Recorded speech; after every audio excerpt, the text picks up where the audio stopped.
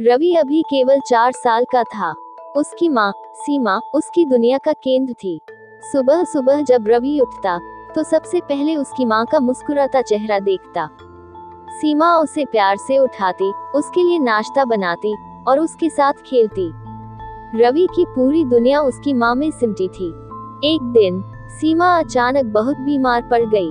रवि को ये समझ नहीं आ रहा था कि उसकी माँ इतनी चुप क्यों हो गई है। वह अस्पताल गई और कुछ ही दिनों में ये खबर आई कि वह अब इस दुनिया में नहीं रही। ये सुनते ही रवि की दुनिया जैसे रुक गई। उसे नहीं पता था कि बिना माँ के वह कैसे जिएगा। सीमा के बिना रवि का हर दिन कठिन होता जा रहा था। वह हर दिन अपनी माँ को पुकारता, लेकिन कोई जवाब नहीं मिलता। उसकी मासूम आंखों में केवल सवाल होते थे, माँ कहाँ गई और वह वापस कब आएगी। रवि को घर में हर कोना माँ की याद दिलाता। रसोई में माँ का हंसता चेहरा, बिस्तर पर उसकी कोमल आवाज, हर चीज में माँ की मौजूदगी महसूस होती। लेकिन अब वह सब बस यादें रह गई थीं। रवि के पिता राजेश भी इस कठिन परिस्थिति का सामना कर रहे थे। उन्हें न केवल अपनी पत्नी का दुख था, बल्कि रवि की देखभाल की भी चिंता थी। वह जानता था कि सीमा की जगह कोई नहीं ले सकता, लेकिन फिर भी वह रवि को खुश रखने की कोशिश करता। राजेश ने एक नर्स को रखा जो रवि की देखभाल करती थी, लेकिन रवि के लिए यह आसान नहीं था। वह नर्स को देखता और सोचता, यह मेरी माँ नहीं है। वह किसी और के हाथ से खाना नहीं खाता, किसी और के पास सोता नहीं था। समय के साथ राजेश और रवि दोनों ने यह महसूस किया कि जीवन में आगे बढ़ने के लिए उन्हें एक दूसरे का सहारा बनना होगा।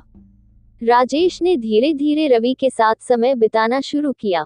उसे घुमाने ले जाता, उसके साथ कहानियां सुनाता और उसे यह महसूस करवाने की कोशिश करता कि वह अकेला नहीं है। रवि भी धीरे धीरे समझने लगा कि उसकी माँ भले ही शारीरिक रूप से अब उसके साथ नहीं है, लेकिन उसकी यादें, उसकी बातें हमेशा उसके दिल में रहेंगी। वह माँ की तस्वीर को देखकर मुस्कुराने लगा, मानो उसे पता हो कि उसकी माँ उसे देख रही है। समय ने धीरे धीरे रवि को उस दर्द से उबारा जो उसने अपनी माँ के बिना महसूस किया था। उसकी मासूमियत ने उसे यह सिखाया कि भले ही माँ अब उसके पास नहीं है, लेकिन उसका प्यार और उसकी छाया हमेशा उसके साथ रहेगी। राजेश ने भी अपने बेटे के साथ एक गहरा रिश्ता बना लिया और दोनों एक दूसरे के सहारे जीवन में आगे बढ़ते गए। रवि अब धीरे धीरे एक नए जीवन में ढल रहा था, जिसमें उसकी माँ की यादें हमेशा उसके साथ रहेंगी। राहुल सिर्फ 5 साल का था। उसकी माँ ही उसका संसार थी। हर सुबह जब वह अपनी आंखें खोलता, उसकी नजर सबसे पहले माँ के मुस्कुराते चेहरे पर पड़ती थी। वह उसकी गोद में बैठकर कहानियां सुनता, खेलता और कभी कभी उसकी ममता में खो जाता। माँ उसकी सुरक्षा, प्यार और स्नेह का पहला स्रोत थी। हर दिन की तरह आज भी राहुल अपने खिलौनों से खेल रहा था, मगर इस बार माँ उसके साथ नहीं थी। राहुल ने सोचा कि शायद माँ रसोई में है या किसी काम में व्यस्त है। उसने ज्यादा ध्यान नहीं दिया और फिर से अपने खेल में लीन हो गया। लेकिन जब घंटों बीत गए और माँ का कोई अता पता नहीं था, तो वह बेचैन होने लगा। उस दिन घर का माहौल कुछ अजीब था।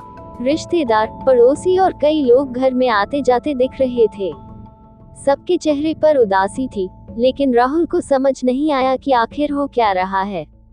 वह भागते हुए दादी के पास पहुंचा और पूछा, माँ कहाँ है? दादी ने राहुल को अपने पास बुलाकर गोद में बैठा लिया। उनकी आंखों में आंसू थे, लेकिन वह राहुल से छिपाने की कोशिश कर रही थी। बेटा, माँ एक लंबी यात्रा पर चली गई है, उन्होंने धीरे से कहा। कब लौटेगी? राहुल ने मासूमियत से पूछा। उसकी आंखों में उम्मीद थी। दादी ने कुछ पल के लिए चुप्पी साध ली, फिर भारी मन से कहा, माँ अब वापस नहीं आएगी। राहुल को समझ नहीं आया कि दादी का मतलब क्या था। उसने सोचा कि माँ ने कहीं बाहर जाने का वादा किया होगा और वह जल्दी वापस आ जाएगी। लेकिन जैसे जैसे दिन बीतते गए, उसे माँ की कमी और गहराई से महसूस होने लगी।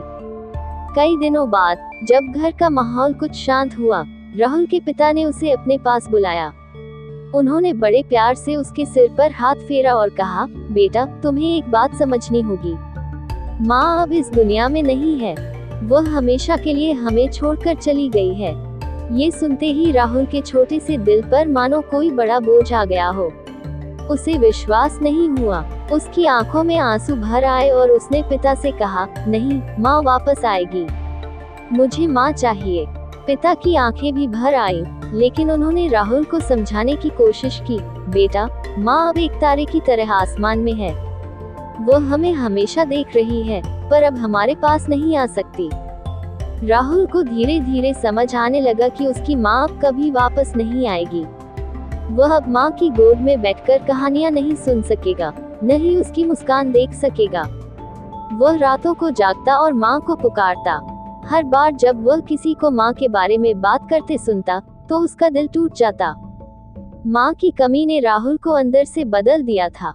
वह पहले जितना खुश और चंचल हुआ करता था, अब वैसा नहीं रहा।